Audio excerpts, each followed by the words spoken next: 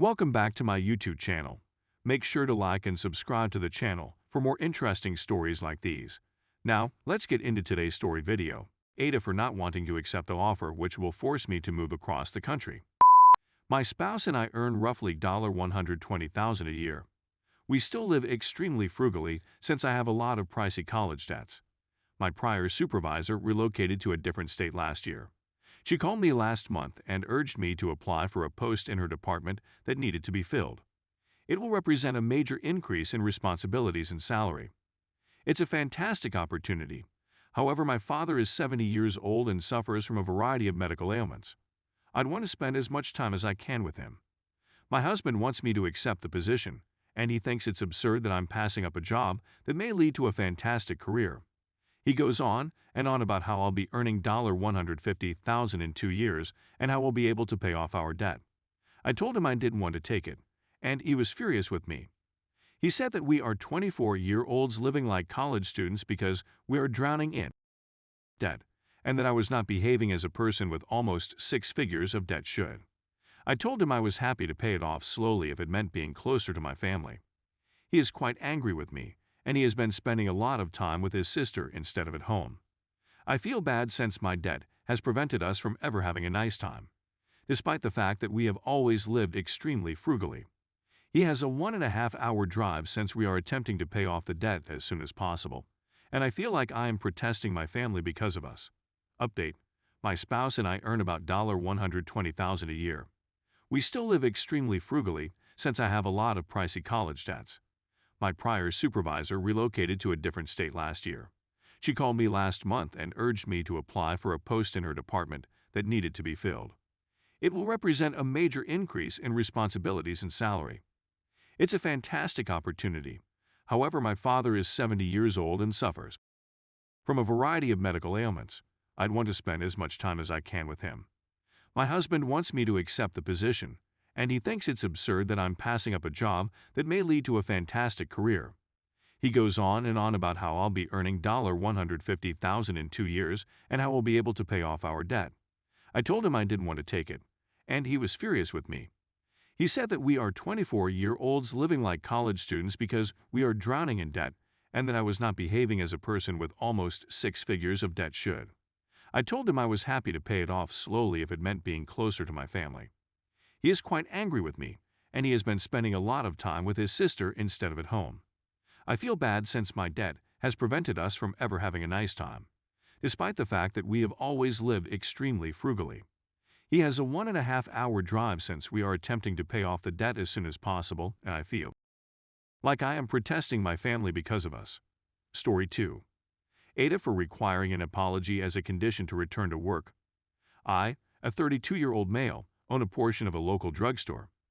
The majority of our patients are elderly, and many of them have the "I'm old, I can do anything I want" mindset. As a result, interacting with them might be difficult at times.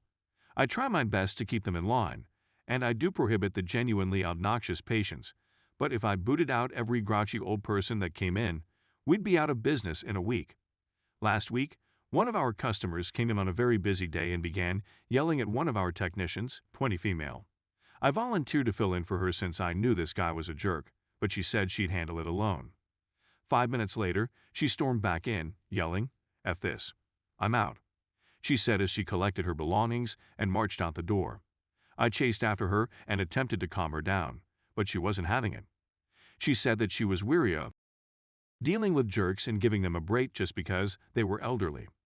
I assured her I understood her aggravation, that I would take a 30-minute break, deal with the jerk, and then return to work. She flatly refused. I told her that if she wanted to take the day to ponder before making a choice while upset, I would give it to her. She declined and walked away. I was furious, but I understood. We all had to remain an additional 3 hours after close to catch-up, since we were now down a tech. 3 days later, she phoned and apologized, partly weeping, stating she had a horrible day and was too stressed. She went on about how bad her life was and how she couldn't afford to be out of work right now. I was empathetic and assured her that she may have her work back on 3 conditions. 1. Seek treatment for stress management. I offered to pay for therapy/stress management classes. 2. If she quits again, it will be for good. 3. I anticipated a formal apology from her employees, not me for waking them up in the middle of the night. She accepted the first two but denied the third since it was embarrassing.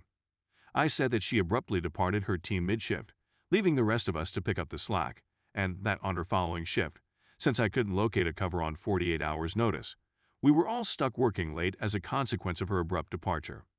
She rejected once again, stating that she would not degrade herself in this manner, and that she will not return if I force her to do so. If that's how you feel, then so be it, I said at the conclusion of the chat. I'm sorry you weren't able to make it work. I'll send you your final check first thing in the morning. When I told my spouse, she became enraged, claiming that my request was ridiculous. She agreed that writing an apology like she was a child would be embarrassing for her. Adults, I replied, do not abruptly abandon their jobs in the middle of a shift. We've reached a stalemate. She wants to give her job back without apologizing, and I want to move on and find someone new. Now, I'm second-guessing myself. So AITA for having an employee apologize in order for her job to be restored. Edit.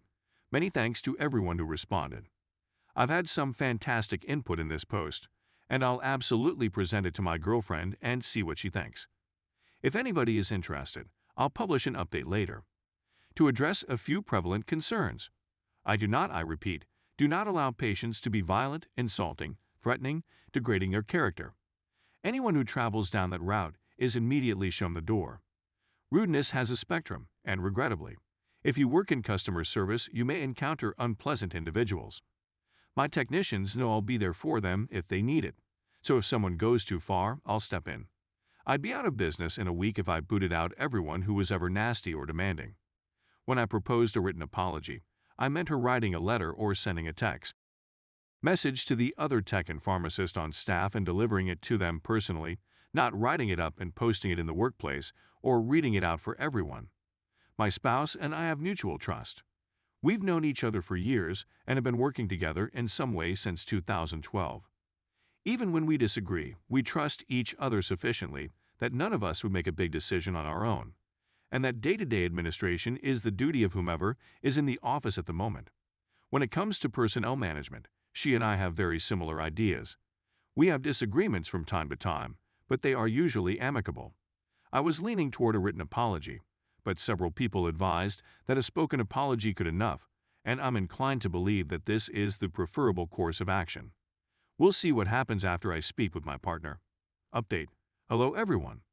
I want to provide an update since the post was very popular. I showed my partner the post, and we had a more in-depth conversation about the matter. I persuaded her that a verbal apology was at the very least required. We convened a staff meeting with the rest of our team to get their perspective on the issue and to do a general wellness check on everyone. Concerning the scenario of quitting, the two who were working that night claimed they weren't disturbed so much by the fact that they had to work on their own /late as they were by her storming off like that. I asked them whether they were okay with her returning to work for them and what their expectations were. The broad consensus was that they would be okay with it. I informed them that I had given her the opportunity to return on the condition that she provide a written apology to them. One claimed it would be welcomed, while the other felt it was superfluous.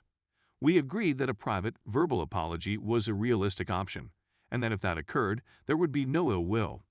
Regarding the wellness check, I inquired as to how they were managing patients and whether or not they felt abused or mistreated by them or us. They were mainly cool with it, saying that the few jerks we had were simple to ignore and that they knew the community they grew up in / work in and how to deal with them. I told them that, although I admired their perseverance, it wasn't a justification for patients to be unpleasant to them, and that if they felt the patients were becoming too rude or speaking out of line, they should not hesitate to call me or my colleague in to manage them or reprimand them. There is no penalty or judgment. I inform them that we want to keep them as happy as possible because the happier they are, the better it is for everyone else. Following the staff meeting, my partner and I called our former tech together, as we both agreed that she may have misunderstood my request as well. She was so proficient at her profession that it made more sense to bring her back than of trying to teach someone fresh. We asked her if she wanted to come back, that the offer of paid counseling was still on the table, and that her apology didn't have to be written, but could be made directly and privately. She promised to return. As it turned out, she did believe I intended for her to write the apology and put it on our work board or read it out. I apologized for not being clear and informed her that I would never embarrass one of my workers in such a way, and that I requested the apology in order to maintain mutual confidence. She starts next week and is also searching for a therapist. So generally, pleasant endings.